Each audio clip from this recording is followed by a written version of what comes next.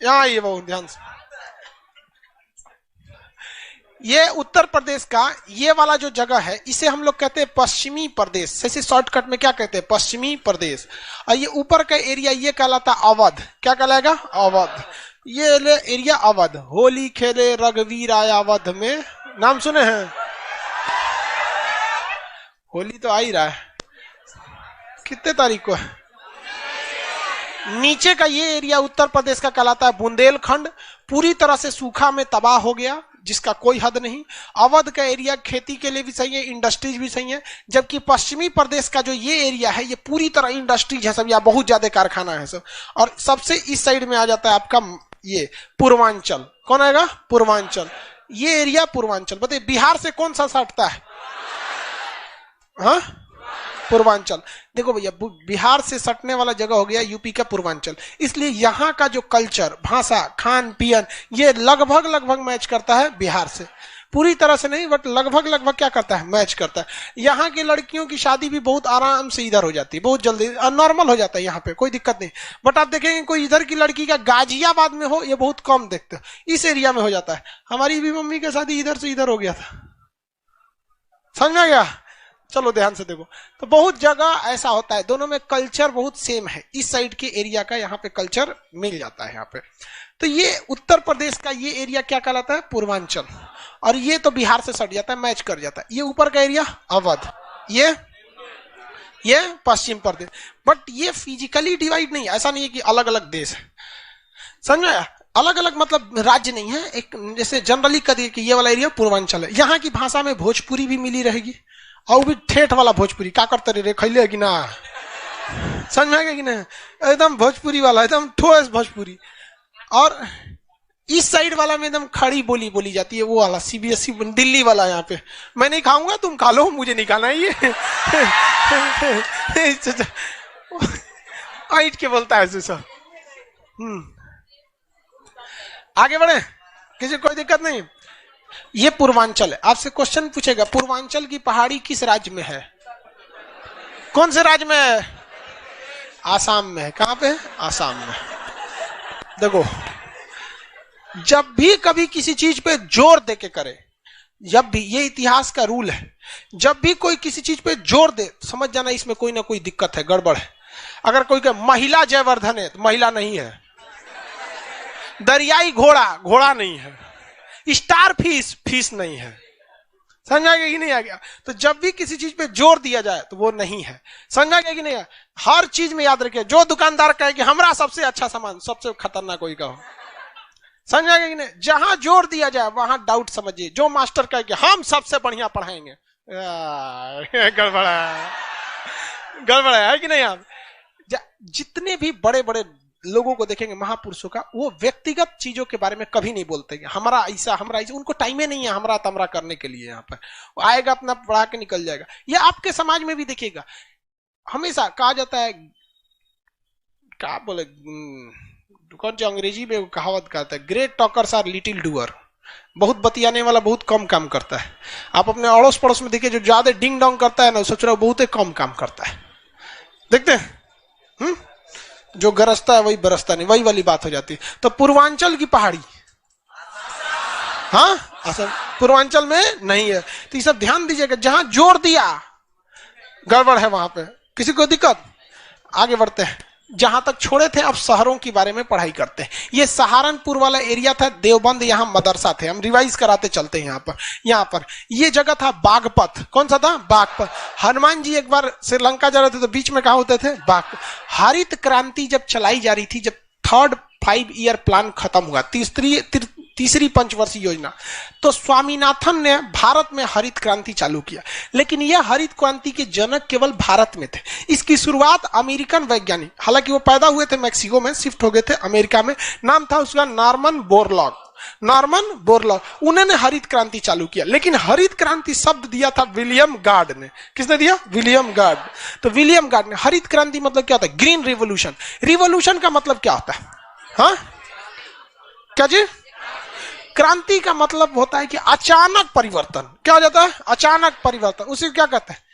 क्रांति कहते हैं। अचानक परिवर्तन हो गया, उसी को क्या कहा जाता है? क्रांति। जैसे हमारे देश में सूचना क्रांति अचानक आया, सूचना क्रांति अचानक आया। जब से जियो भारत में आया ना, धड़ल्ले से 5G 4G, मतलब 5G नहीं 4G अंधाधुन यूज होने लगा, जिसका कोई हद नहीं।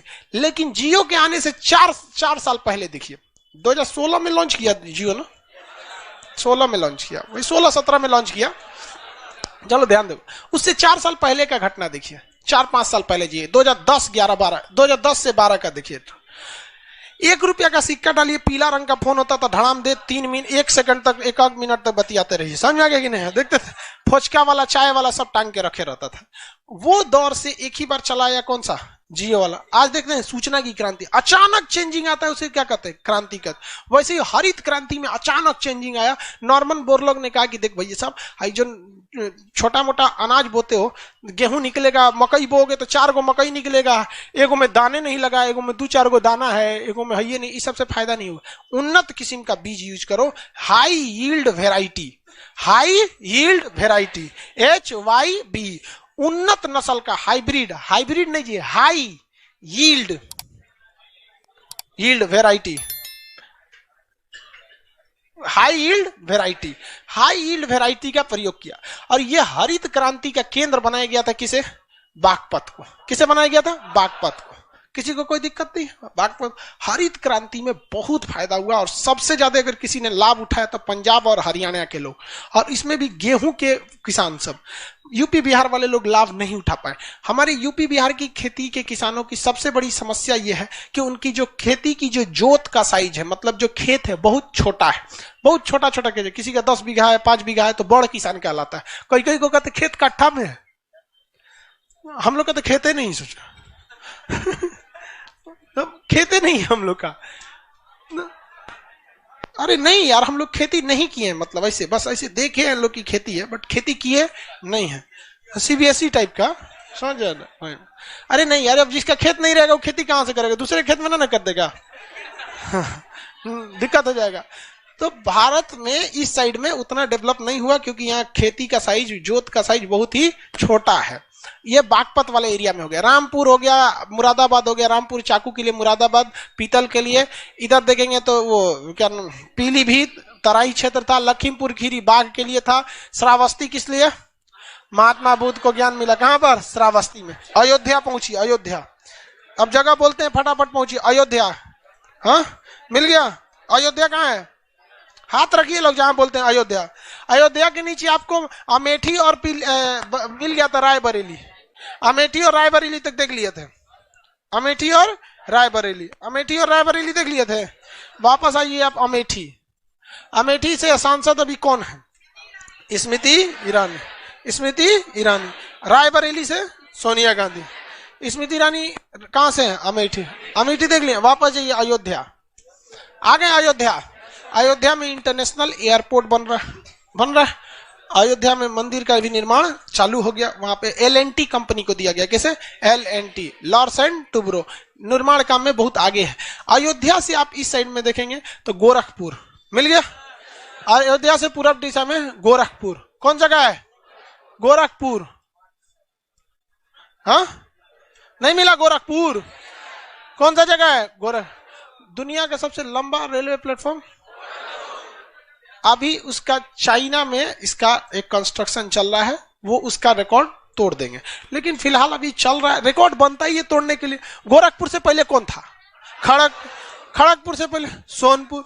तो रिकॉर्ड बनते हैं टूटने के लिए। यहाँ का रेलवे प्लेटफॉर्म बड़ी लंबा है, लेकिन उम्मीद कम ही है कि इसका प्लेटफॉर्म तोड़ा जाएगा, इसका रिकॉर्ड। रीजन उसका सबसे बड़ा क्या है कि एक ही प्लेटफॉर्म पे 3 गाड़ियां खड़ी रहती है, 3 ट्रेन।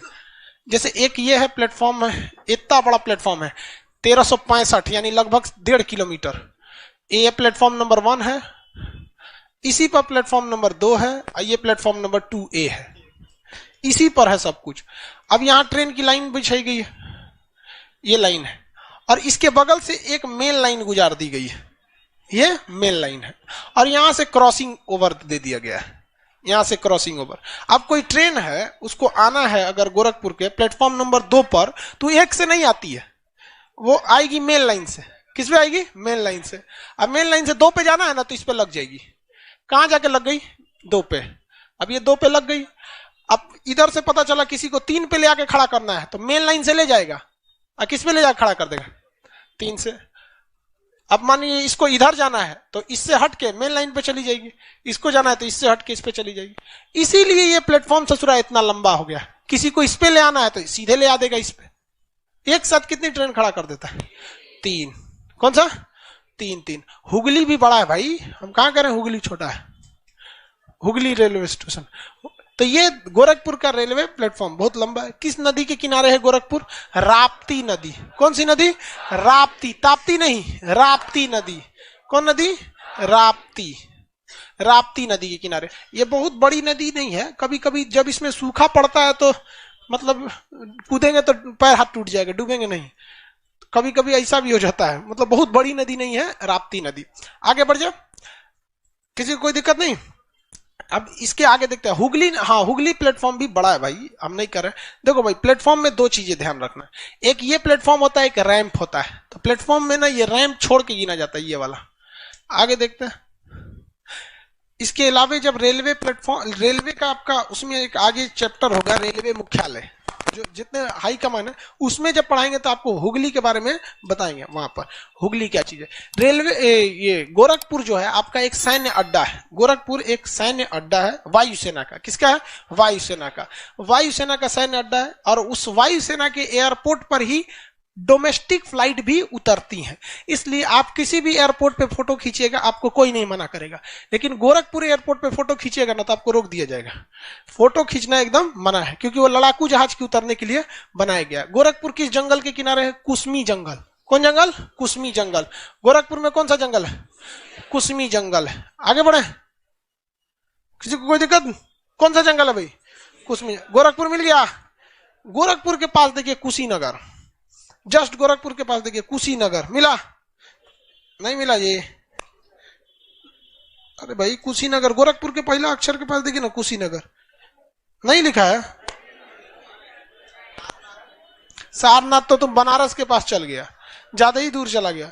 कुशीनगर नहीं दिया है तो गोरखपुर के पास लिख दीजिए कलम से कुशीनगर। जहां गोरखपुर है उसी के पास ही है कुशीनगर। हाँ, कुशीनगर के पहला अक्षर के पास कर दे।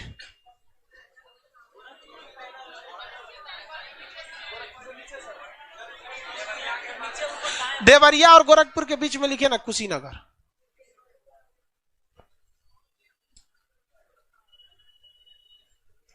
खलीलाबाद भी है गुरुजी। हाँ भाई खलीलाबाद है, गोरखपुर के पास खलीलाबाद है। अब उतना छोटा छोटा जगह कोई थोड़ी देगा। हो गया।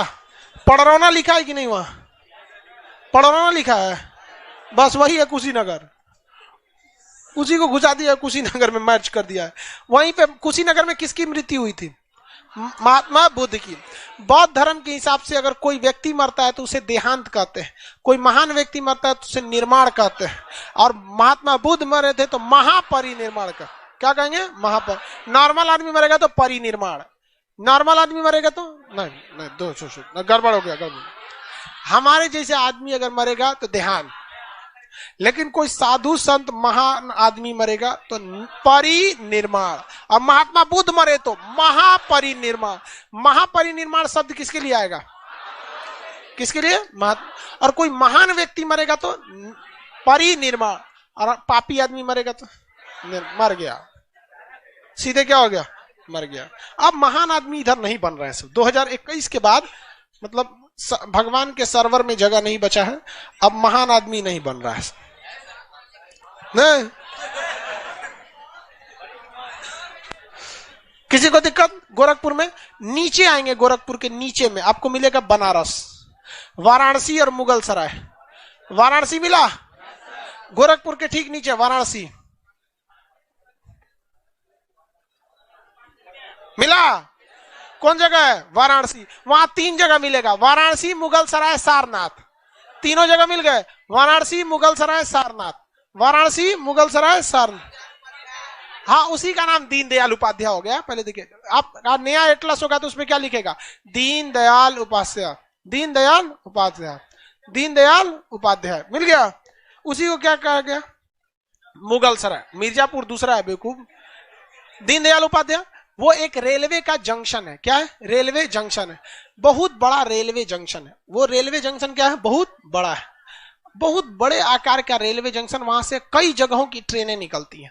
ट्रेन जो होते हैं रेलवे स्टेशन मेनली 4 टाइप में बांट दिए जाते हैं। मेनली कई स्टेशन होते हैं। एक होता है हाल्ट, किसी किसी स्टेशन के नाम सुनते होंगे हाल्ट। वो स्टेशन को सरकार बेच देती है। क्या करती है? बेच देती है। कहती है कि हमको ठेका लो, कोई हमको 20,000 रुपया दो, जैसा स्टेशन है 10,000 20,000 रुपया दो, 1 साल के लिए स्टेशन तुम्हारा, तुम यहां से जितना टिकट बेचना है बेचो, जितना आदमी को रखना है रखो, हमको कोई मतलब नहीं है। और वहां देखेंगे ना हाल्ट पर ना ज्यादा प्लेटफॉर्म भी नहीं रहता है, बस एगो लाइन रहेगा, ट्रेन आएगी ही जाएगी, सुपर फास्ट ऐसे चल जाएगी, 1-2 पैसेंजर को रोक देगा। तो हाल्ट होता है, वो बहुत नॉर्मल स्टेशन होता है। दूसरा जो होते हैं सब, जिसे आप स्टेशन कहते हैं, ट्रेन आती है, रुकती है, पैसेंजर को उठा के उतार के फिर चल जाती है। तो ये हो गया स्टेशन। जैसे बहुत सारे स्टेशन आप लोग जहां जहां भी उतरते होंगे, आप घर जाते हैं कौन स्टेशन पे उतरते हैं? आ रहा स्टेशन पे जंक्शन है कि नहीं? जंक्शन है, तो जंक्शन वाला मत ना बोल। जंक्शन अलगे से समझाएंगे, पकड़ लो जंक्शन घुसा दिया। ये कौन सी माला पहन ले तू?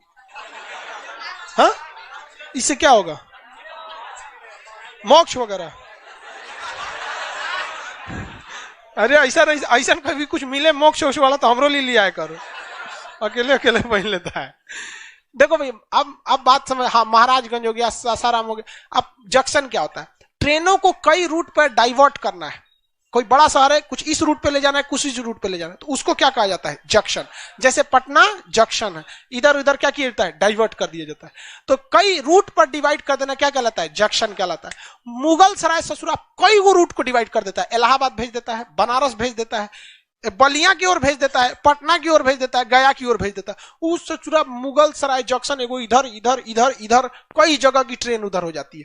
तो जाएंगे मुगल सराय ना, तो 5 किलोमीटर पहले से आप कंफ्यूज हो जाएंगे, कोने पटरी पे ले जाएगा, उसमें जलेबी छानते छानते ले जाएगा। मुगल सराय से बनारस की दूरी महज 10 किलोमीटर है। मतलब आपको 10 मिनट बहुत है, लेकिन 1 घंटा ट्रेन से लगेगा आपको। अगर मुगल सराय में रुकी 4 बजे, तो 5 बजे से पहले मजाल क्या किसी को कोई पटना पहुंचा दे बनारस? नहीं। तो जो वहां के लोकल लोग हैं, अगर उनकी ट्रेन मुगल सराय रोक दी तो उतर जाते हैं लोग, टेम्पू से चल जाते हैं। जानते हैं, टेम्पू वाला लेके चल जाएगा वहां पे। तो बहुत बड़ा रेलवे जंक्शन कौन सा? मुगल सराय। हर रूट की मिलेगी, इधर से बलिया भेज देगा, पटना भेज देगा, गया रूट में भेज देगा, इलाहाबाद भेज देगा, बनारस रूट में भेज देगा। बहुत बड़ा जंक्शन है। तो इसका नाम, मुगल सराय का नाम अभी क्या हो गया? दीनदयाल उपाध्याय। क्या हो गया? दीनदयाल उपाध्याय। दीनदयाल उपाध्याय हो गया। किसी को कोई दिक्कत नहीं है। सबसे ज्यादा इस बात से खफा अगर कोई है तो ऑटो वाले। सब ऑटो वाले मुंह में गुटखा खाए रहते थे, मुगल सराय मुगल सराय मुगल सराय मुगल सराय। अभी बेचारा दीनदयाल उपाध्याय सब गुटखा गिर जाता है। इसलिए सबसे ज्यादा अगर नाम बदलने से कोई खफा है तो ऑटो वाले, उनका गुटखा गिर जाता है। इसलिए वो आज भी कहता है मुगल सराय मुगल सराय मुगल सराय मुगल सराय। उसके पास में मिलेगा बनारस, उसका पुराना नाम काशी था, अभी नाम हो गया है बनारस। उसका नाम बदल के वाराणसी हो गया है। क्या हो गया? वाराणसी हो गया है। तो बनारसी कहिए, बनारस कहिए, वाराणसी कहिए, बहुत है। यहाँ का कई चीजें फेमस है। बनारस हिंदू यूनिवर्सिटी बहुत फेमस है। BHU जो यूनिवर्सिटी है उसमें डॉक्टर भी, मतलब सर सुंदर हॉस्पिटल उसी के अंदर है। वहां पर बहुत बेहतरीन हॉस्पिटल है, कम पैसे में आपका सटीक इलाज हो सकता है।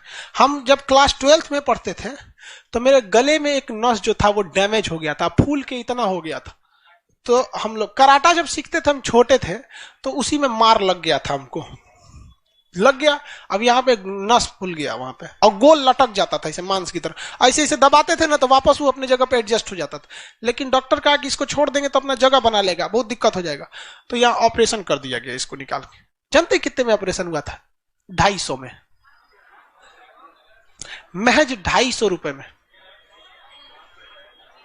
बस। और उसके बाद सुनिए, जब बेड पे लेते रहते थे ना तो सुबह सुबह आधा लीटर दूध सरकार की ओर से आता था, मतलब वहां पे नाश्ता वगैरह के लिए आ जाता था। तो हम तो लेटे हुए थे यहाँ पे, और गले का ऑपरेशन था, सोचो डर लगता था। और उस पे से साइन करवाया था पिताजी से मेरे की, अगर जान चली जाती है, आवाज चली जाती है तो हॉस्पिटल की कोई जिम्मेदारी नहीं है। और वो करा लेते हैं। आपका अगर बड़ा ऑपरेशन रहेगा ना तो करा लिया जाता है, हार्ट वगैरह का सब में करा लेता है, बड़े ऑपरेशन में, छोटा मोटा में नहीं कराता। तो मेरे पिताजी सोचे ना कि भाई बच्चे लड़का का ऑपरेशन है, थोड़ा सा ध्यान रखेंगे। तो जो वहां का जो दूध पहुंचाने वाला स्टाफ था ना, उसको पापा मेरे सोचे कि इसको बड़ा मेहनत करता है और फ्री में ले आके देता है, कुछ इसको भी नाश्ता पानी के लिए दे देते हैं। तो पिताजी ने उसको एज ए रिश्वत नहीं, जिसका अच्छा इलाज हो जाता है तो लोग खुशी में नहीं दे देते हैं। जिस दिन जा रहे थे लोग तो खुशी में दे दिए कि लो ना ये रखो तुम भी 500, वापस कर दिया भाई साहब। कहा कि इसकी कोई जरूरत नहीं है सर, आप जब भी आइए आपका इसी तरह इज्जत से स्वागत होगा। हम कहे भाई आज भी महापुरुष लोग जिंदा है। हम लोग की कोई औचित्य नहीं थी उनको रिश्वत देने की, और रिश्वत आदमी देगा भी तो डॉक्टर को न देता। हम लोग ये सोचे कि भाई ये सी और डी क्लास का कर्मचारी है, डेली कुछ नहीं करता है, दूध पहुंचा के रख के चला जाता वहां पे। बहुत बेहतरीन, बहुत बहुत अच्छा लगा उस चीज को। तो ये बीएचयू है। तो देखिए हर जगह होता है, वहां पे धांधली भी होती है, ऐसा नहीं है कि धांधली नहीं होता। हमारा नसीब अच्छा कि हमको बढ़िया मिल गया। तो ये बहुत अच्छी व्यवस्था भी है वहां पर, लेकिन क्राउड भी है। तो एक BHU Banaras Hindu university college के लिए फेमस, दूसरा वहां का पान बहुत फेमस है। खाई के पान बनारस वाला खुल जाए बंद अकल का। हाँ इकरा सर साड़ी छूट गया। देखो एक कह रहा है कि सर अब बीएचयू खराब हो गया। भाई अब हम नहीं बता सकते, हम आपको ये 2012 की बात बता रहे हैं। हाँ देखो बनारसी साड़ी बहुत फेमस है। देखो इसको याद है, वो बनारसी साड़ी वगैरह बनती बहुत सस्ती है, बट जब आपको पहुंचती है तो महंगी हो जाती है। बनारसी साड़ी में कुल जो खर्च आते हैं लोग ना, बहुत ज्यादा नहीं रहता है। एक सादा साड़ी रहती है, उस पे धागा लीजिए, धागा आती है, बिनाई कीजिए, 1000 से 1500 का उसका नेट कॉस्ट, मतलब जो बिनता है लोग ना वो बताता है लोग कि इसमें नॉर्मल बन जाती है। जब पैक हो जाता है ना तो उसका ब्रांड वैल्यू है कि भैया क्या चीज है, बनारसी साड़ी। और उसको आजकल कोई महिला नहीं पहनती है। हाँ वो खाली, लेकिन वो जरूरी रहता है। हाँ इकरा कि नहीं सर बस ब्याह में पहनती है। हाँ सही देखा है, सही देखा हो। बनारसी साड़ी वो धोवाने का 400 खर्चा आता है। वो भी कब हमको यादो नहीं है कि मेरी मम्मी एक बार कही थी बाबू मेरा साड़ी धुलवा लाओ, तो हम बिल बना के दिया था 400 रुपए का। ड्राई क्लीनिंग में होता है, बाप रे बाप। हम लोग का कपड़ा जानते हैं, अरे छोड़ हम लड़कों की हकीकत बताते हैं। लड़का कपड़ा गंदा होता है, उतार के टांग देता है, 15 दिन बाद फिर पहन लेता है बिना धोए। अरे सही कौन चीज, हम इसको यही किए हैं अभी। सुबह उठे तो लेट हुआ था, हम कहें अब कौन सोच रहा कपड़ा निकालेगा अलमारी में से, कौन कम गंदा ओकरे पहन के चलते बाहर में जाए, सोच रहा कौन देखने जाता है। 400 रुपया धुलाई लगता है वहां पे, बहुत महंगा हो जाता है वो। तो देखो ये जो सारनाथ यहाँ पे बनारस मिल गया, उसके बगल में कौन सा जगह है, सारनाथ। कौन जगह है, सारनाथ। महात्मा बुद्ध को ज्ञान की प्राप्ति कहां हुई थी, गधा कहीं का, बोध गया में हुआ था। पहला उपदेश कहां दिए थे, सारनाथ में उन्होंने क्या दिया था, पहला उपदेश दिया था। चलो सारनाथ के आगे देखोगे मिर्जापुर मिल गया। सारनाथ के पास कौन जगह मिला, मिर्जापुर। अरे रद्द कर दिया मिर्जापुर। हाँ चलो भाई मिर्जापुर देखो, यहाँ पे कालीन भैया, मुन्ना पंडित, गुड्डू भैया, समझ में आ गया कि नहीं आ गया। आगे बढ़ जाए, कौन जगह है, मिर्जापुर मिल गया। कहाँ है मिर्जापुर, हाथ रखिए, मिर्जापुर मिल गया। मेरी ओर ध्यान दो, सबसे नीचे यहाँ पर एक झील मिलेगा, गोविंद सागर झील, नहीं गोविंद बल्लभ पंत झील। वहां सबसे नीचे देखिए रिहंद लिखा होगा, रिहंद लिया, रिहंद या रेणुकूट, रेणुकूट मिला। सबसे नीचे कौन जगह है, रेणुकूट मिल गया। रेणुकूट, रेणुकूट में रिहंद परियोजना है। कौन सी परियोजना, रिहंद। और उस परियोजना से बिजली बनाया जाता है। क्या बनाया जाता है, बिजली। जब कभी बिजली बनेगी तो बांध बनाना पड़ेगा। क्या बनाना पड़ेगा, बांध। और बांध के पीछे आपको क्या बन जाएगा, तालाब। तो बताइए रिहंद नदी पर जो बांध बनाया गया है उस परियोजना का नाम रिहंद परियोजना, लेकिन जो बांध है उस बांध का नाम क्या है, गोविंद बल्लभ पंत, गोविंद बल्लभ पंत सागर। और गोविंद सागर कह देगा तो भैया वो भाखड़ा नंगल वाला हो जाएगा, गड़बड़ा मत जाइएगा, क्योंकि गुरु गोविंद पंजाब वाले थे और ये गोविंद बल्लभ पंत उत्तर प्रदेश वाले थे। तो ये रिहंद परियोजना, रेणुकूट के इस रिहंद परियोजना का क्वेश्चन पूछा था कि रेणुकूट में स्थित रिहंद परियोजना से बनने वाली अधिकांश बिजली की खपत कहां होती है। रेणुकूट में ही अल्युमिनियम कारखाना है। रेणुकूट में कौन सा कारखाना है? अल्युमिनियम। और उस अल्युमिनियम कारखाने में सबसे ज्यादा इसकी बिजली की सप्लाई हो जाती है। रेणुकूट किस लिए फेमस है भैया? अल्युमिनियम के, हाँ अल्युमिनियम के लिए। त्रिवेणी अल्युमिनियम वगैरह वगैरह यहाँ पे कंपनी है, यहाँ की बहुत बड़ी है। यहाँ पे याद रहेगा ये रेणुकूट। आगे बढ़ जाए, ये जगह कौन सा है? रेणुकूट। अब यूपी में दो चीजें आप देखिएगा, एक हिस्सा यहां से धंस गया है जो रेणुकूट का एरिया हो जाता है। कौन सा हो जाता है? रेणु। और ये जो धंसा वाला एरिया है ना, ये वाला आप अगर इसको ध्यान से देखेंगे इस धंसा वाला एरिया का, तो ये झारखंड से भी टच करता है, छत्तीसगढ़ से भी टच करता है, मध्य प्रदेश से भी टच करता है। भाई साहब छत्तीसगढ़ में बहुते पहाड़ है, मध्य प्रदेश में भी पहाड़ है और झारखंड में भी पहाड़। तो उत्तर प्रदेश में ये वाला जो जगह है रेणुकूट, इसी में आता है आपका सोनभद्र। क्या आएगा? सोनभद्र। उसके ऊपर देखिए सोनभद्र लिखा है, देखिए लिखा है या नहीं लिखा?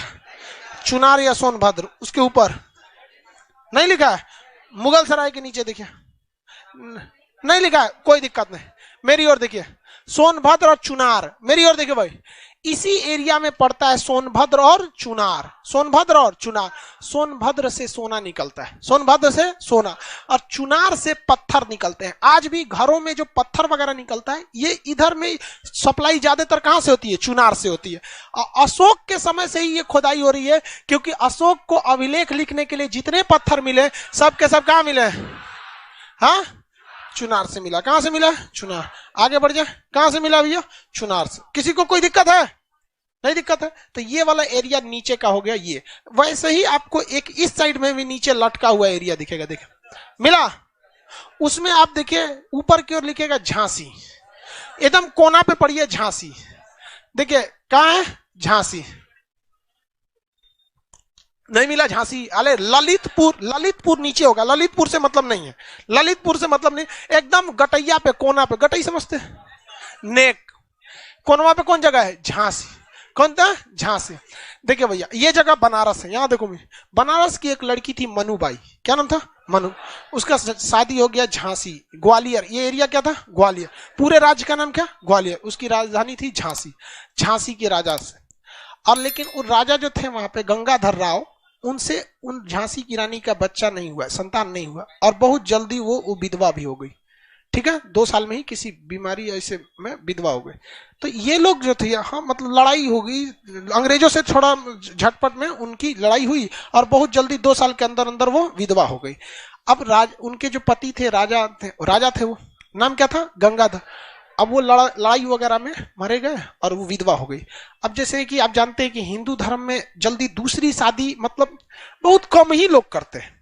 हिंदू धर्म में दूसरी शादी बहुत कम लोग करते हैं। अब ये रानी थी, इन्होंने दूसरी शादी की नहीं, और इनका बच्चा भी नहीं था और पति भी मर चुके थे, तो इन्होंने गोद लिया एक लड़का। अब अंग्रेजवा चोट्टा लाट दलहौजिया एगो नियम बना दिया, कहा कि गोद लिए हुए लड़का को हम राजा नहीं बनाएंगे। अब झांसी की रानी गुस्सिया गई। अब जैसे गुस्सियाई तो भाई ये लोग मूड बना रही थी लोग कि अब मार होगा, तो लाट दलहौजी चल गया। लाट दलहौजी क्या हो गया? रिटायर होके चल गया। आया कैनिंग। कौन है? कैनिंग।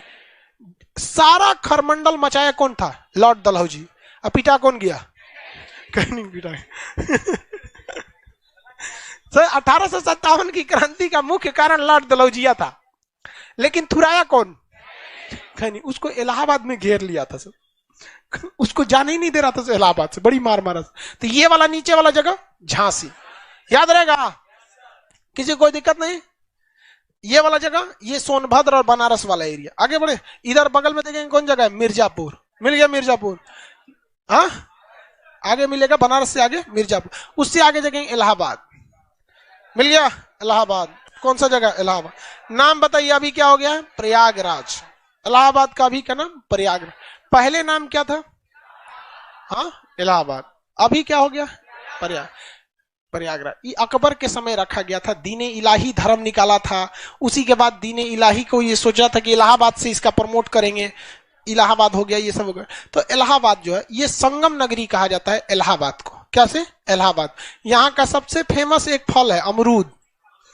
हाँ प्रयागराजी अमरूद, वही इलाहाबादी अमरूद या प्रयागराजी अमरूद जो भी बोलिए।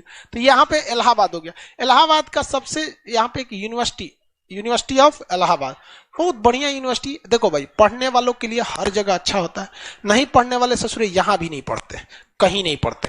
तो पढ़ने वालों के लिए हर जगह है। नहीं पढ़ेंगे तो आप इलाहाबाद यूनिवर्सिटी में पढ़िए, चाहे बीएचयू में पढ़िए, चाहे कहीं पढ़ लीजिए, आप नहीं पढ़ सकते। आपका सबसे अच्छा एग्जाम्पल अकबर को देखिए, सबसे बढ़िया से बढ़िया टीचर उसके लिए रखा गया, ससुरा अपना नाम लिखना नहीं सीख सका। तो पढ़ने वाले कहीं पढ़ लेते। इलाहाबाद को संगम नगरी कहा जाता है। आगे बढ़ जाए, इलाहाबाद, इसका नया नाम क्या हो गया? प्रयाग। इलाहाबाद के अभिलेख को अकबर ने, अशोक का जो अभिलेख था इलाहाबाद, उस कौशाम्बी से कहां उठा के लाया गया था? इलाहाबाद। तो इसका मतलब कौशाम्बी भी करीब होगा। उसके जस्ट आगे देखेंगे कौशाम्बी, थोड़ा सा आगे बढ़िए नीचे की ओर, कौन सा जगह है? कौशाम्बी। हल्का सा नीचे की ओर कौशाम्बी, कौन जगह है? कौशाम्बी। मिल गया कौशाम्बी। अब हम आपको जगह बोलेंगे, एक बार में पहुंच जाएंगे। को आइडिया हो गया कि नहीं? अयोध्या, अयोध्या, जल्दी जल्दी, अयोध्या हो गया। झांसी, झांसी, जल्दी जाइए, झांसी। रेणुकूट, रेणुकूट मिल गया, एकदम नीचे वाले पे हो गया। बकलोलवा, ये 4 गोंगली का रख ले, एगो कोई, हाँ 4 ठो रख लिया इसे। रेणुकूट, कोई ना कोई होगा ही। रेणुकूट हो गया। बनारस, वहां तीनों जगह एक पास मिलेगा, बनारस, सारनाथ और मुगलसर, तीनों एक ही जगह। उसके ऊपर गोरखपुर, कौन जगह है? गोरखपुर। गोरखपुर के बगल में देखेंगे आपको अयोध्या। आ गए अयोध्या, अयोध्या आ गए। कहाँ है जी अयोध्या? चलिए, अयोध्या के बगल में देखिएगा लखनऊ, पश्चिम दिशा में लखनऊ, बीचों बीच में कौन जगह है? लखनऊ। कौन जगह है? नहीं मिला जी, लखनऊ। हाँ, लखनऊ है, अमेठी के पास ही होगा लखनऊ। लखनऊ की भाषा बहुत प्यारी है, और कहा भी जाता है मुस्कुराइए आप लखनऊ में, वहां नवाबों का शहर कहा जाता है। वहां सबसे बेहतरीन भाषा में ये लगता है ना, 2 भाषा बड़ी प्यारी मिलेगी। अब बिहार की एक मैथिली भाषा, जो मैथिली बोलेंगे, कहा जाता है मैथिली में गरियाइयो देगा तो आप ज्यादा बुरा नहीं मानेंगे। और लखनऊ की भी भाषा बहुत अच्छी है, बहुत बेहतरीन भाषा। लखनऊ में PGI hospital famous, king George hospital famous. Lucknow का पुराना नाम अवध था। यहाँ इमामबाड़ा मिलेगा, जिसे जहाँ भूल भुलैया, भूल भुलैया जो घर है, एक लाल रंग का एक किला टाइप का भूल भुलैया, इतना जबरदस्त है। उस छोटा छोटा भूल भुलैया, छोटा पतला गली है, और हर गली में ऐसे ऐसे रास्ता है, ऐसे, और दोनों ओर ऐसे ही रास्ता है। किस गली से आपको निकलना है ना, पता ही नहीं चलेगा। और इसमें ना इतना रास्ता है, कोई एक के रास्ता इसमें से सही रहता है, उसको छोड़ के किसी में घुसेंगे ना तो एक के जगह पे घुमरियाते रहेंगे, इसमें से घुसेंगे उसमें निकलेंगे, हाँ उधर भी जाएंगे तो ऐसे ही मिलेगा। चारों ओर जितना पार करिए वैसे मिलेगा, परेशान हो जाएंगे आप लोग। भूल भुलैया, हम भी जब गए थे भूल भुलैया में ना, तो वहां गाइड मिला था, वो हमसे बोला, हाँ नवाबों का शहर कहते हैं लखनऊ को। बोला सर नवाबों का शहर कहता है। गाइड बोला कि सर हम आपको ले चलेंगे, 200-250 रुपया लेंगे, और आप भूलिएगा नहीं, हम ले चलेंगे। हम कह रहे पागल कहीं का, भूल भुलैया में भूलेंगे नहीं तो फिर इसका मतलब क्या है? हाँ, अरे यार, चिकन में हड्डी ना, मछली में कांटा नहीं, लड़की का बाल नहीं, या भूल भुलैया में भूले नहीं। हाँ, भूल भुलैया में भूले नहीं तो फिर मतलब इस सब का मतलब क्या है? आपको कोई कह ली ना मछली इसमें कांटा नहीं, तो फिर मतलब क्या बनेगा? है कि नहीं? हाँ, टकली लड़की कोई देगा तो ब्याह करिएगा? बस तो करा कि भूलेंगे नहीं तो मजा क्या आएगा नहीं भूलेंगे तो। ये हमको लगा नक्शा के मास्टर हमरा कौन भुलाएगा, जाके सब नक्शागिरी निकल गया। अरे कोनो कोना में फसल थे, सोचा समझे में नहीं आ रहा था निकले किधर से। तो 4-5 गाइड का झुंड आया, 10-15 लोग थे उसमें, विदेशी वाला थे सब। उसमें एगो गाइड उस सबको लेके घूम रहा था, दिस इज वाट बता रहा था। हम के ओखनिया के पीछे लग गए, हम गए लेकिन हम पकड़ा गए। उस सब सीबीएसई वाला गोर, हम मंगरैला की तरह हम सीधे दिख गए उस सबको। कहा गया ग्रुप में नहीं, हम कहे भाई माफ कर दे, हम ग्रुप में नहीं है, पैसा ले ले, हमरा निकाल दे यहाँ से, हमारी फ्लाइट है छूट जाएगी यार। कहा कि गेटवा पे बोला तो नहीं समझ में आया आपको। आप लोग भी जाइएगा तो पहले भूलिएगा, क्या है, पहले भूल जाइए, कोई ना कोई मिल जाएगा आपको। नहीं इधर गया, करे कोई नहीं मिला था। नहीं, वहां पे रूल है कि जब बंद होता है ना रात में तो सारी चीजें चेकिंग होती है। अब तो कैमरे वगैरह भी लगा दिए गए हैं सिक्योरिटी के लिए, लेकिन बहुत बेहतरीन था। उसकी दीवारें इतनी मोटी, मतलब जितना मेरी हाइट है ना उतनी मोटी उसकी छत है, इतना मोटा। और गर्मी तो ससुरा अंदर आता ही नहीं है। दाल वगैरह की पानी से बनाया गया, आज भी वहां दाल और लगाया गया, उड़द वगैरह के दाल वगैरह उससे बनाया गया।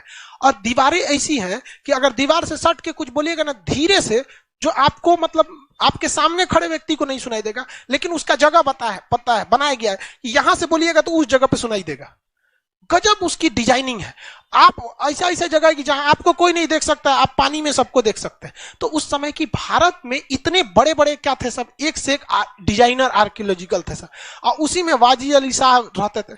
उस घराने की महिलाएं इतना, आज महिला दिवस है क्या बोले, लेकिन बोल देते, सुन ध्यान। तो वो शासन बर्बाद क्यों हुआ वहां की महिलाओं से? महिलाएं जो थी उनकी नौकरानी जो थी सब ना बहुत होशियार थी सब। तो रानी से कहती थी देखिए जो सोना है ना उसको हम धूप दिखा देते हैं, धूप नहीं तो ऐसे अंधेरे में रखे रखे खराब हो जाएगा, हम फैला आते हैं छत पे। तो जाती थी सब छत पे पसार देने, 10 बोरा लाती थी सब पसारने के लिए, ले जाती थी तो 9वें बोरा रहता था। रानी कहती थी एक बोरा कम कैसे हो? तो कहते सूख के छोटा ना हो जाता है, अचार फैले सूख के छोटा हो जाता। ओ माय गॉड, कितनी समझदार है ये। बिला गया साम्राज्य पूरा उन लोग का, यहाँ पर गड़बड़ हो गया। वहां का राजा था नवाब वाजिद अली शाह। वाजिद अली शाह उसने भूल भुलैया में छुपने का हर एक रास्ता बना लिया था, लेकिन अंग्रेजों से उठ के वो गया ही नहीं था। कहा जाता है कि जब उसको पकड़ने के लिए अंग्रेज आ रहे थे तो भूल भुलैया के दरवाजे पे बैठ के आराम सुबह में धूप ले रहा था। तो उसका नौकर देखा कि भाई अंग्रेजों की फौज आ रही है, तो नौकरवा भाग गया, ये बैठले रह गया। तो अंग्रेज ले जाके पूछे से गिरे बकलोलवा तू बैठले काहे रह गया था? भाग जाता भूल भुलैया में और निकल के कहीं रह जाता, हम लोग को खोजने में शाम हो जाता, तब तक तो तुम निकल ही जाते। कहा कि हम भी तो वही प्लान बनाए थे, लेकिन जो मेरा नौकर था ना वो मेरे एक पैर में जूता पहनाया था, दूसरे में पहनाइबे नहीं किया। जबकि अंग्रेजों का जूता ये वाला होता है बिना फीता वाला, मतलब राजा महाराजा का, अपने से पहन लेता। कहा कि तो पूछे से अंग्रेज सबकी अपने से काहे नहीं पहन लिया?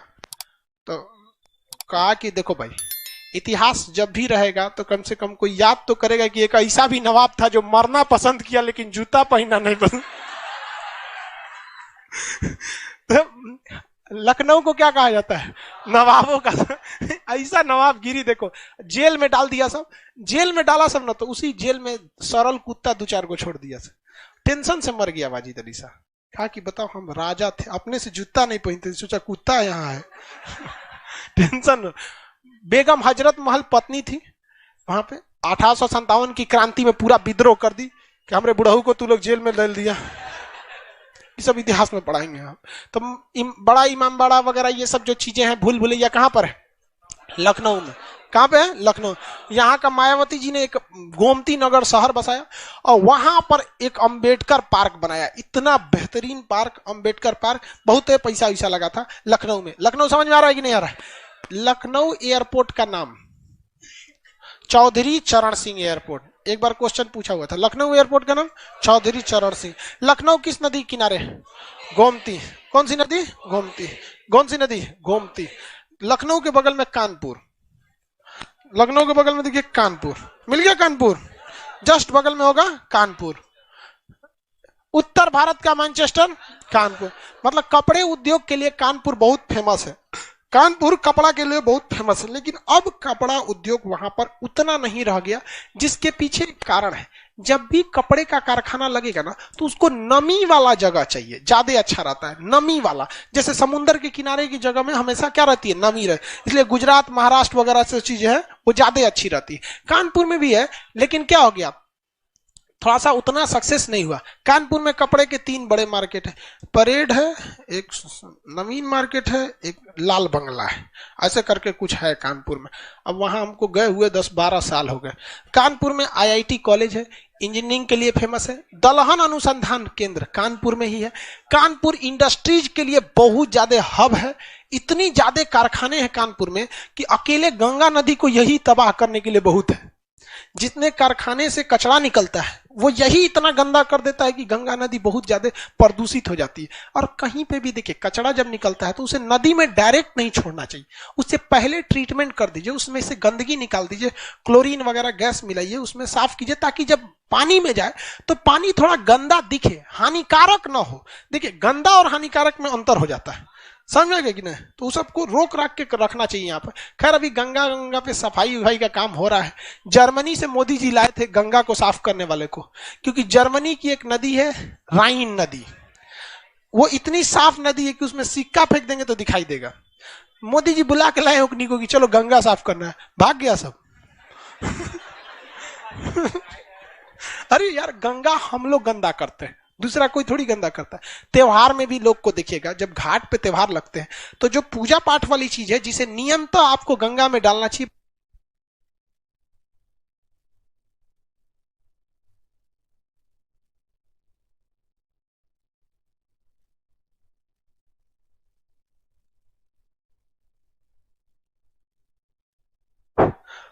तो त्योहार वगैरह में देखेंगे तो गंगा और वो लोग कर देता है, काहे कि माचिस जलाएगा और बचल माचिस गंगा में, अगरबत्ती। अरे भाई जो चीज है थोड़ा सा हम लोग भी क्या कर सकते हैं, स्वच्छ रख सकते हैं। हालांकि गवर्नमेंट भी इस पे बहुत इशारा है, लेकिन हम लोग नहीं सुधरेंगे तो ये कहां से सुधर जाएगा। ये मिल गया कानपुर, किसी कोई दिक्कत नहीं। बीचों बीच में लखनऊ और क्या मिलेंगे, कानपुर, लखनऊ और कानपुर। हम जगह बोलते हैं आप में वृंदावन मथुरा, इस साइड में होगा वृंदावन या मथुरा, दिल्ली के पास वाला एरिया, वृंदावन या मथुरा। जल्दी पहुंचिए, वृंदावन या मथुरा। नहीं मिला, सब लोग पहुंचिए, वृंदावन या मथुरा। उसके नीचे देखिए अलीगढ़, ऊपर में अलीगढ़, ऊपर में अलीगढ़ होगा, ऊपर में अलीगढ़। यहां देखिए मेरी ओर, सबसे कोना में कौन जगह होगा, फतेहपुर सिकरी, फतेहपुर सिकरी सबसे कोना में। कहां है जी फतेहपुर सिकरी, दाढ़ी वाला कहां है फतेहपुर सिकरी, सबसे कोना में इस साइड में। हाँ अब मेरी ओर देखिए इधर सब लोग,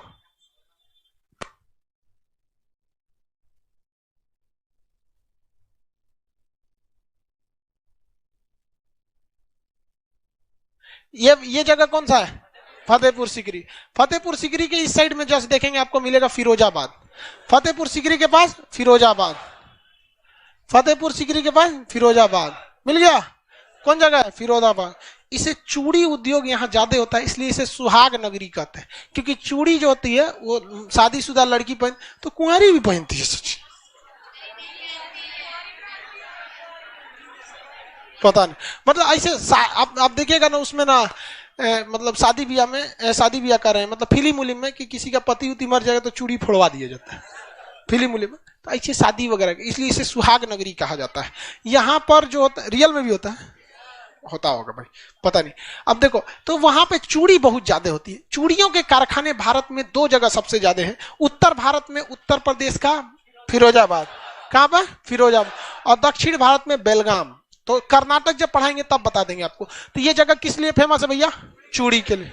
कहाँ है, चूड़ी के लिए। वहीं पे मिलेगा आगरा, फिरोजाबाद के पास क्या मिलेगा, आगरा। जस्ट फिरोजाबाद के पहले अक्षर के पास क्या मिलेगा, आगरा। मिल गया आगरा। कौन जगह है, आगरा। आगरा का क्या फेमस है, ताजमहल।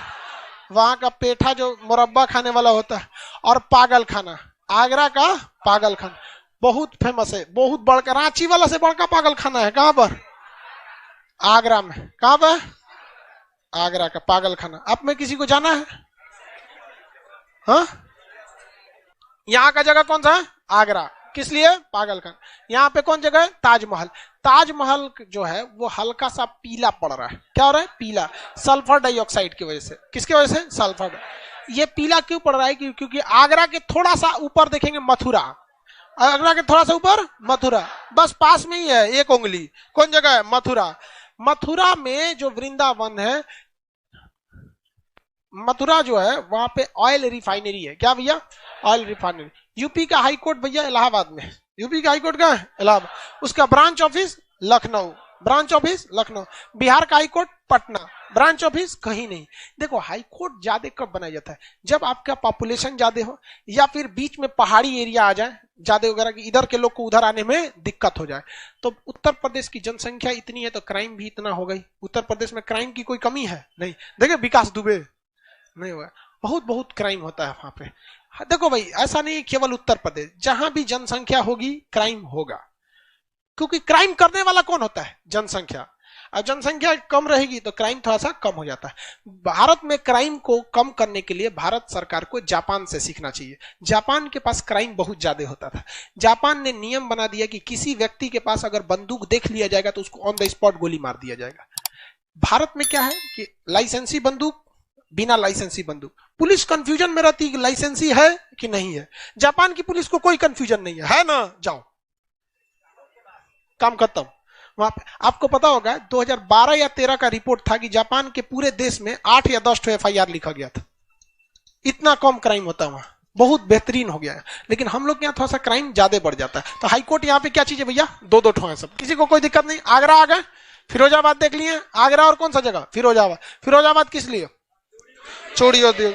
आगरा में ताजमहल और पागल खाना। आगरा में ताजमहल और पागल खाना। आगे जी वापस आइए तो आप लखनऊ, कानपुर आ गए, गोरखपुर आ गए। चलिए मेरी ओर देखेंगे। ये लगभग में यूपी, ऐसे समझिए लगभग में, ऐसे एक्यूरेट तो है नहीं। हम आपको जगह बोल दे तो आप बता सकते हैं कौन सा जगह होगा। हम नंबरिंग लिख देंगे, आप बता देंगे कौन सा जगह कहां होगा। नंबरिंग लिख दे।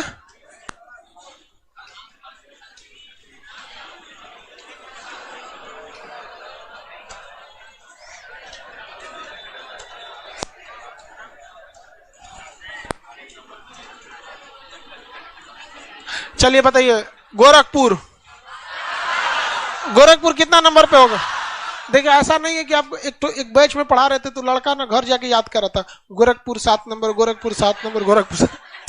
अरे यार गोरखपुर 7 नंबर नहीं, हम बस आपको ये जानने के लिए हमने रेंडमली कोई नंबर लिख दिया है, वो याद कर रहा था उसको। अब पूछे गोरखपुर तो आंख बंद कर रहा है 8 7। हम कह रहे देख लो, आंख बंद करके कौन सी पूछ रहा है? यहाँ देख के बताइए। रेणुकूट, देवबंद मदरसा है सहारनपुर में 12। कौन जगह है? 12। झांसी, गोरखपुर, अयोध्या, मुगल सराय बनारस 1, अयोध्या 8, लखनऊ, कानपुर, पहले लखनऊ फिर कानपुर, लखनऊ 6, कानपुर। लाइव वाले आप लोग लिखे कहिए, नहीं बताएंगे ले।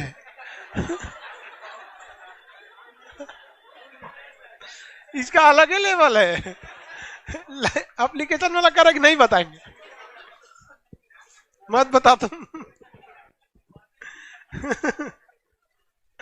ये हाँ, ये आगरा बता सकते हैं। अच्छा, और अगर लगभग में बोलेंगे तो वहीं पे फिरोजाबाद भी हो जाएगा। आगरा में क्या है? ताजमहल। कौन जगह? ताजमहल। एक आप देखेंगे ना तो आप एनसीसी किया आपने कोई, तो एनसीसी सी सर्टिफिकेट में जाएंगे तो एक ओरल इंटरव्यू भी होता है। बंदूक के बारे में पूछता है सब, मैगजीन दिखाएगा सबकी। AK-47 की मैगजीन में कितना गोली आता है? हाँ 20। मैगजीन में AK-47 की कितनी राउंड आती है? अच्छा B की है बस। ओह 30 आती है, 30।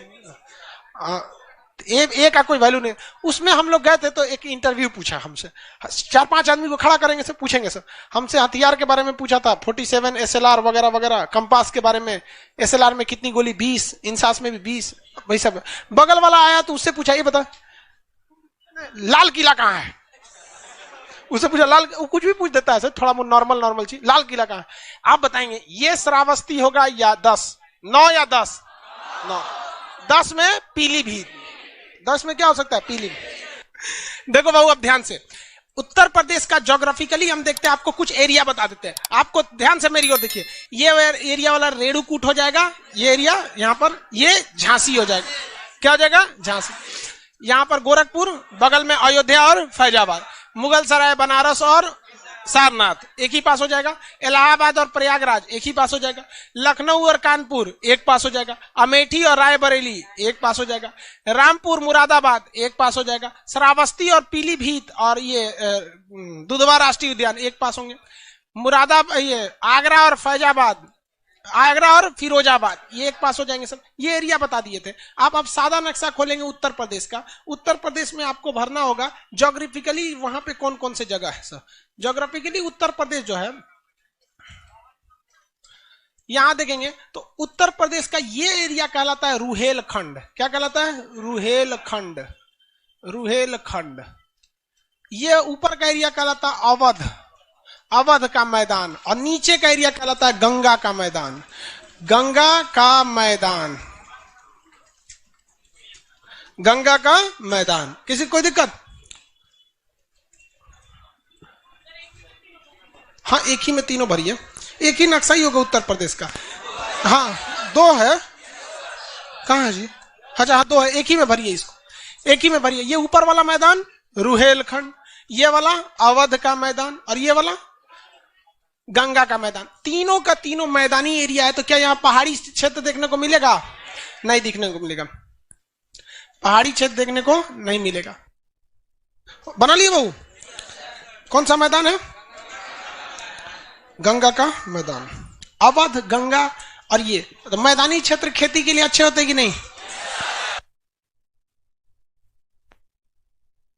अब इसके बाद यहां पर उत्तर प्रदेश में आप राजनीतिक रूप से अगर उत्तर प्रदेश का विभाजन करेंगे, मतलब खंड के हिसाब से राजनीतिक रूप से, तो आपको 3 क्षेत्र मिलेगा। ये वाला कौन सा हो जाता है? पूर्वांचल। कौन सा एरिया? पूर्वांचल। पूर्वांचल।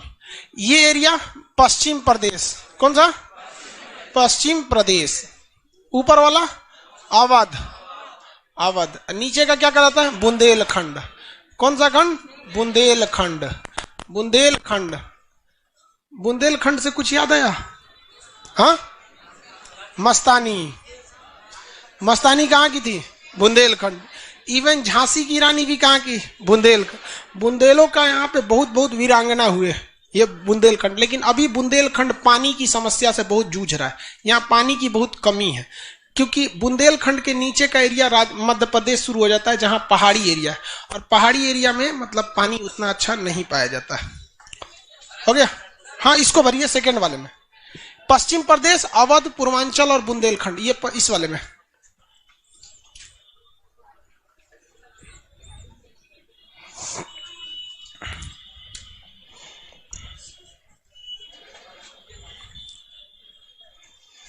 हो गया वो? ये पश्चिम प्रदेश है, अवध है, पूर्वांचल है, नीचे वाला बुंदेलखंड है। बुंदेलखंड। बुंदेलखंड की सबसे बड़ी समस्या हो गया? किसी को कोई दिक्कत नहीं? अब यूपी का आप फिजिकल नक्शा खोलिए, यूपी का फिजिकल नक्शा, यूपी का फिजिकल। एकदम ऊपर कोना में देखेंगे रुहेलखंड का मैदान। यूपी का फिजिकल नक्शा एकदम ऊपर कोना में रुहेलखंड का मैदान, कोना में देखने को मिलेगा। रुहेलखंड का मैदान मिल गया। कौन सा मैदान? रुहेलखंड का मैदान। नहीं मिला बाबू? रुहेलखंड का मैदान। मेरी ओर देखिए, जैसे रुहेलखंड का मैदान खत्म होगा, फिजिकल नक्शा में मिला कि नहीं मिला?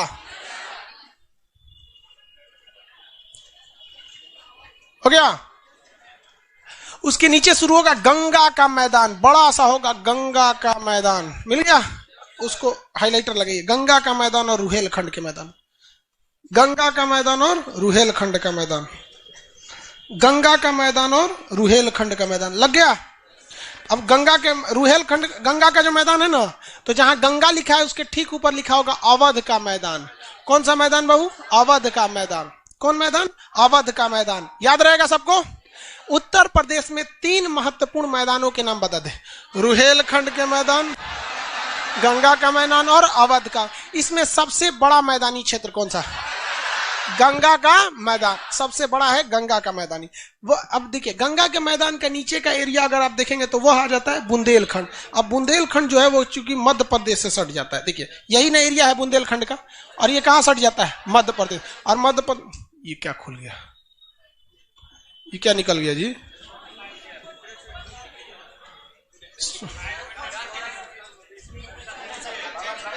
हाँ, किधरों किधरों से कुछ कुछ निकल जाता है इसमें।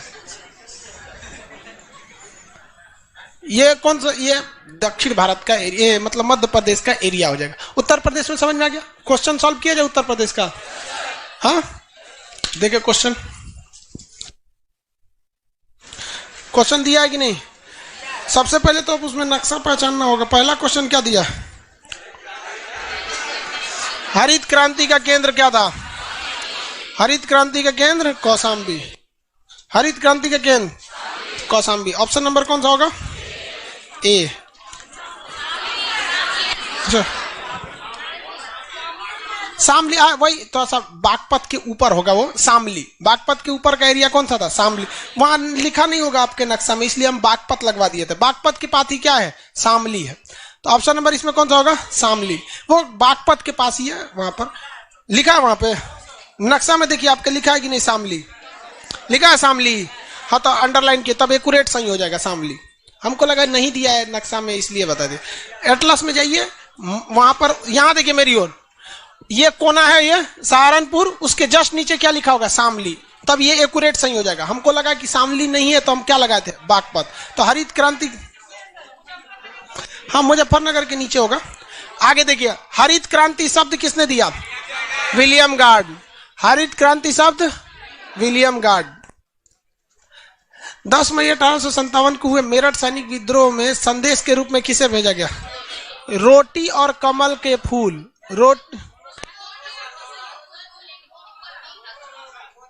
अरे वही है, दोनों लगाएंगे। हरित क्या लिखा? 10 मई 1857 को हुए मेरठ सैनिक विद्रोह में संदेश के रूप में किसे भेजा गया था? वही संदेश था, रोटी और कमल का फूल। दोनों हो जाएगा, इनमें से दोनों। पीतल उद्योग के लिए मुरादाबाद। चाकू उद्योग रामपुर। चाकू उद्योग तराई क्षेत्र पीलीभीत। बाढ़ वगैरह। महात्मा बुद्ध ने सर्वाधिक उपदेश? श्रावस्ती। श्रावस्ती का सबसे फेमस डाकू उंगली माल, काट के सोचा उंगलियां रख लेता था। आगे बढ़े। भगवान श्री कृष्ण का जन्म? वृंदावन। मथुरा? वृंदावन का कृष्ण कन्हैया, नाम नहीं सुने हैं? वृंदावन गार्डन कहाँ है? मैसूर। वृंदावन गार्डन मैसूर में। वृंदावन गार्डन मैसूर में है। उत्तर प्रदेश में कितने राज्यों से सीमा लग? अच्छा, ऊपर छूट गया। इनमें से किस स्थान पर तेल शोधन कारखाना है? रिफाइनरी? मथुरा में है। कहाँ पे है? मथुरा में हो गया। कैसा, किसी कोई दिक्कत? मथुरा। उससे क्या हो रहा है? ताजमहल काला पड़ रहा है, पीला पड़ रहा है, काला नहीं। उत्तर प्रदेश की सीमा कितने राज्यों से? ये हम आपको नहीं बताएंगे, आपको खुद गिन के लिखना। हम ये आपको छोड़ देंगे। ये आप सबका काम हो गया, लाइव वाले लोग और एप्लीकेशन सारे लोग। आप गिनिएगा घर से। ताजमहल का वास्तुकार कौन था? उस्ताद अहमद लाहौरी। वास्तुकार उस्ताद अहमद लाहौरी। और ठेकेदार कौन था? ईसा खान। ठेकेदार ईसा का मतलब मिस्त्री था वो, ईसा खान। वास्तु का डिजाइन किसने बनाया था? उस्ताद अहमद लाहौरी। और उसका देखरेख कौन किया था? ईसा खान। ईसा खान। किस शहर पर अधिकार के लिए त्रिपक्षीय संघर्ष हुआ था? कन्नौज। कौन सा शहर के लिए? कन्नौज। अब कन्नौज आपको नक्शा में नहीं मिला होगा, वापस जाइए आप लखनऊ या कानपुर। कानपुर आइए, कानपुर फटाफट। कानपुर बीचों बीच में मिलेगा। कानपुर बीचों बीच में, कानपुर हो गया, मिल गया कानपुर। कानपुर के आगे देखिए कन्नौज है। कानपुर के आगे कन्नौज। कन्नौज मिल गया। अब आप बताइए कन्नौज किस नदी के किनारे है? देख के बताइए। गंगा के किनारे नहीं होगा, राम गंगा है। गंगा है कि राम गंगा? राम गंगा आती है। कन्नौज में इत्र ज्यादा बनता है, इसलिए कन्नौज को इत्र नगरी करते हैं। मेरी और सब लोग देखिए, इतिहास जब आप पढ़ेंगे तो कन्नौज का राजा था हर्षवर्धन। कन्नौज का राजा हर्षवर्धन जैसे मरा, तो हर्षवर्धन के मरने के बाद बंगाल के पाल शासकों ने कहां हमला कर दिया? कन्नौज पर। इन्हें लगा कि हम जीत लेंगे। महाराष्ट्र से राष्ट्रकूट शासकों ने कहां हमला कर दिया? कन्नौज पर। इन्हें लगा कि ये जीत लेंगे। गुजरात से गुर्जर प्रतिहार ने हमला कर दिया, इन्हें लगा कि हम जीत जाएंगे। फाइनली जीत के गया था गुर्जर प्रतिहार। तो 3 राजाओं के बीच होने वाला युद्ध त्रिपक्षीय संघर्ष कहलाता है। यह त्रिपक्षीय संघर्ष किस जगह पर कब्जा के लिए था? कन्नौज। इत्र नगरी किसे कहते हैं? कन्नौज को। किसे कहते हैं? कन्नौज। किसी को कोई दिक्कत नहीं है। यहीं पर हुमायूं को पीटा था शेरशाह सूरी, फाइनली पीटा था बेलग्राम या कन्नौज में। पहले तो पीटा यहां पर चुनार के किला में, नदी में कूद के भागा, यहां से उसको दौड़ा के कहां तक थूर दिया? इतना न डरा था कि भाग गया ईरान, फिर आया ही नहीं। जब शेरशाह सूरी मर गया तो उसके 10 साल बाद आया शेर वहां पे हुमायूं यहाँ पे। इसलिए वही बहुत खतरनाक शासक था शेरशाह सूरी। आगे देखा जाए, किस शहर पर झांसी की रानी के विद्रोह को किसने दबाया था? ह्यूरोज। ये कई बार क्वेश्चन पूछा है, ह्यूरोज। झांसी की रानी को दबाया ह्यूरोज। अगला, नाना साहब तथा तात्या टोपे कहां से विद्रोह किया? कानपुर से। कानपुर बगल में लिख लेंगे बिठूर। कानपुर के पास जगह का नाम क्या था? बिठूर। बिठूर। कानपुर के पास ही जगह है बिठूर। इसके आगे बिकरू गांव, विकास दुबे, इनका कानपुर वाला इनकाउंटर जो हुआ था, हो गया बिठूर। अब ये नाना साहब कौन थे भैया? और तात्या टोपे। देखो भैया, अंग्रेजों की एक बहुत ही खतरनाक नीति थी। अंग्रेज जानते थे कि किसी चीज को अगर दबाना है ना तो 10-15 साल छोड़ दीजिए। इन्होंने क्या किया? मराठों को यहां से हरा दिया। लेकिन अंग्रेजों को एक बात पता थी कि मराठाओं के जो छत्रपति थे, उन छत्रपति में जो सबसे महत्वपूर्ण था वो था पेशवा। तो पेशवा के प्रति जनता का लगाव ज्यादा था। अगर हम पेशवा को सताएंगे तो जनता हमसे विद्रोह कर देगी, और हम जितना कमाएंगे नहीं उतना पैसा जनता के विद्रोह में दबाने में लग जाएंगे। तो इन्होंने बड़ा बेहतरीन नियम निकाला, पेंशन नीति। पेशवा को यहां हरा दिया और पेशवा से कहा कि देख भैया, यहाँ का अंतिम पेशवा बाजीराव द्वितीय, तो इसको हरा दिया यहाँ पर और कहा कि देख, तुमको जितना पैसा यहाँ से टैक्स के रूप में मिलता है उतना पैसा हम तुमको देंगे, यानी पेंशन के रूप में, लेकिन हम तुमको दूसरे जगह महल बना के देंगे। तो यहाँ के लोगों को लगा अरे ससुरा, बिना काम का पैसा मिल जाएगा और वो उतने महल बना के, क्या दिक्कत है, चलो। तो यहाँ से उठा के इनको कहाँ भेज दिया? कानपुर के बिठूर में। यहाँ उनको पहचानने वाला कौन है? कोई नहीं। हमरा उठा के आप अंडमान में भेज दीजिए, कहिए खान सर आपको टेंशन जरूरत नहीं है, पढ़ाने से जितना पैसा मिलता है उतने मिलेंगे। ये तो चले गए यहाँ पर। इनको ये बुद्धि नहीं हुआ कि आने वाले 10-20 साल बाद जब जनता से मेरा लगाव कट जाएगा और उसके बाद जब ये पेंशन बंद करेंगे तो इनके लिए कोई खड़ा नहीं होगा। यही किया उन लोगों ने, पेंशन बंद कर दिया। 40 साल बाद आया लॉर्ड डलहौजी। लॉर्ड डलहौजी ने कहा, रे कौन सी का पेंशन रे, सब पेंशन बंद, कोई पेंशन नहीं मिलेगा। तो नाना साहब का क्या हो गया था? पेंशन बंद हो गया था। इस वजह से इन्होंने विद्रोह कर दिया था। इवन 1857 की विद्रोह बहुत बेहतरीन था, लेकिन किसी के अंदर देश प्रेम या राष्ट्रवाद नहीं था, अपने फायदा के लिए लड़ रहे थे। नाना साहब का मुख्य उद्देश्य पेंशन, जब तक पेंशन मिल रहा था हथियार नहीं उठा। झांसी की रानी बहुत बहादुर थी, लेकिन उनका भी मुख्य मुद्दा यह था कि उनके गोद ले हुए बेटा को राजा क्यों नहीं बनाया गया यहाँ पर। या फिर यहां पर अगर देखेंगे बिहार में कुंवर सिंह भी बहादुर थे। 80 की उम्र में अंग्रेजों को दौड़ा के मारे थे। 80 साल की उम्र में बूढ़ों सबको बैठल नहीं जाता, वो घोड़ा पे से दौड़ा के मार रहे थे 70-75 साल के, उतना बुढ़ापा में वहां। लेकिन उनका भी अपना था कि उनकी जमींदारी छीन ली गई थी। लखनऊ से बेगम हजरत महल भी लड़ाई करने उतर गई थी, क्योंकि उनका भी अपना स्वार्थ था कि उनसे साम्राज्य छीन लिया गया, उनके हस्बैंड को मरवा दिया गया।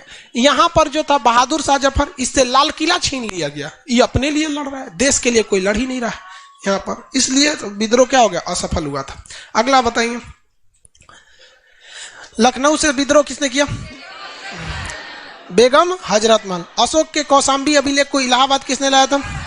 अकबर ने लाया था। किसने लाया था? अकबर ने। कौशाम्बी अभिलेख को कारूबाकी का अभिलेख भी कहते हैं, क्योंकि अशोक की सबसे प्रिय पत्नी कारूबाकी थी, उसी के लिए इसको बनाया गया था, रानी का अभिलेख। अगला, अशोक के कौशाम्बी अभिलेख। कालीन उद्योग के लिए कौन जगह है? भदोही और मिर्जापुर, दोनों है, इनमें से दोनों, भदोही और मिर्जापुर। कालीन भैया मिर्जापुर ने कालीन भैया वहां पे मिर्जापुर। कालीन बहुत ही फेमस होता है मिर्जापुर और भदोही का। ये जो कालीन बिछा है ये तो डी ग्रेड का कालीन है, इतना मोटा कालीन आता है मिर्जापुर का। एक एक कालीन मिर्जापुर की ऐसी है कि एक कमरे में बिछाइएगा उस कालीन को तो उसका कीमत 2 लाख रुपए। इतना बेहतरीन बेहतरीन कालीन है। राजा महाराजा के देखिएंगे ना, जमीन पर इसे चलने के लिए कालीन बिछाया गया था। अरे आइए आइए यहाँ पे, तो भदोही मिर्जापुर में बनता है। अटाला मस्जिद कहाँ है? जौनपुर। अटाला मस्जिद जौनपुर। अब भाई आपको जौनपुर तो मिला नहीं नक्शे में, तो वापस आ जाएंगे मिर्जापुर। वापस आइए मिर्जापुर। कहाँ आ गए? मिर्जापुर आ गए। मिर्जापुर मिर्जापुर आ गए। पूर्वांचल में इस साइड में होगा मिर्जापुर, जस्ट उसके ऊपर देखिए क्या है, जौनपुर। मिल गया जौनपुर। जौनपुर मिला कि नहीं मिला? भारत का जो समय रेखा है वो मिर्जापुर से जाता है कि जौनपुर से? उसके बीच से निकल जाता है, मिर्जापुर के पास से इलाहाबाद नैनी होते हुए। जौनपुर मिल गया। अटाला मस्जिद कहाँ है? जौनपुर में। अटाला मस्जिद जौनपुर में। जौनपुर में शिक्षा जो दिया जाता था मुगल काल में, कब काल में? मुगल काल। शिक्षा का बहुत बड़ा केंद्र था जौनपुर, इसलिए उसे भारत का सिराज कहा जाता था, मतलब बुद्धि। तो उस समय जौनपुर शिक्षा का केंद्र था, इसलिए क्या कहा जाता था? भारत का सिराज। क्वेश्चन भी होगा। महात्मा बुद्ध ने अपना पहला उपदेश सारनाथ। वाराणसी का पुराना नाम काशी। विश्वनाथ मंदिर काशी में। बनारस में है विश्वनाथ मंदिर। दशाश्वमेध घाट, घाट का नाम क्या है? दशाश्वमेध घाट। आरती बहुत ज्यादा होती है वहां पर, 3 घंटा का आरती होता है वहां पर। शिंजो आबे आए थे ना जब जापान के प्रधानमंत्री थे, तो नरेंद्र मोदी उनको आरती दिखाने ले गए थे। वहां पे 3 घंटा आरती। वो बौद्ध धर्म वाला जापान से, उसको समझे में नहीं आ रहा था कर क्या रहा है भाई ये। हम लोग को दूसरे की परंपरा उतना अच्छा से कहाँ समझ में आता है, लेकिन भारत के लिए तो जापान का एक शहर है क्वेटो, तो क्वेटो का जिस तरह विकास हुआ है उसी तरह मोदी जी ने कहा है कि बनारस का भी विकास होगा। ये कहा था 14 में। आगे देखिए, रेणुकूट किस लिए प्रसिद्ध है? अल्मुनियम उद्योग के लिए। रेणुकूट अल्मुनियम उद्योग के लिए। अलीगढ़ ताला उद्योग। ताला परियोजना भूटान। ताला परियोजना। गोरखपुर किस नदी के किनारे है? राप्ती। हाँ